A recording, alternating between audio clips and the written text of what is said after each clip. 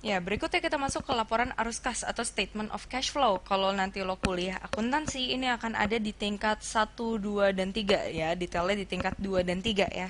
Jadi sebenarnya ini nggak akan ditanyain mengenai laporannya, tapi lo cuma perlu tahu fungsi dari laporan arus kas gitu ya. Dia nyeritain apa sih? Oke, yang diceritain dari laporan arus kas adalah ngedata tentang pemasukan dan pengeluaran kas lo.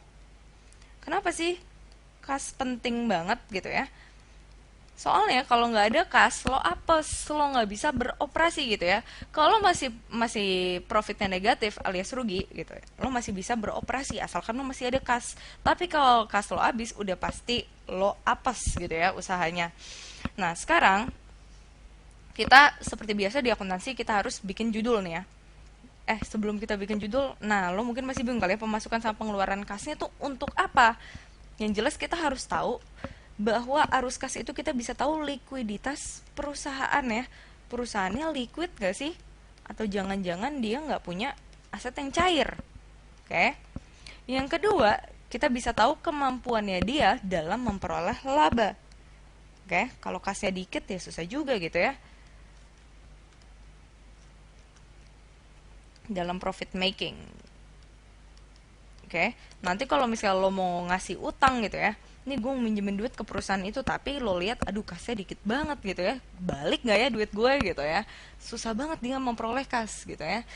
Jadi lo bisa tahu juga nih, bisa bayar utang atau enggak gitu ya. Jadi kira-kira lo bisa meneliti nih, liquid nggak ya, mampu nggak ya dia dalam bikin profit, nah bisa bayar utang nggak ya, nah kayak gitu. Oke, nah metodenya ada dua metode untuk menghitung arus kas, yaitu ada metode langsung dan metode tidak langsung. Oke,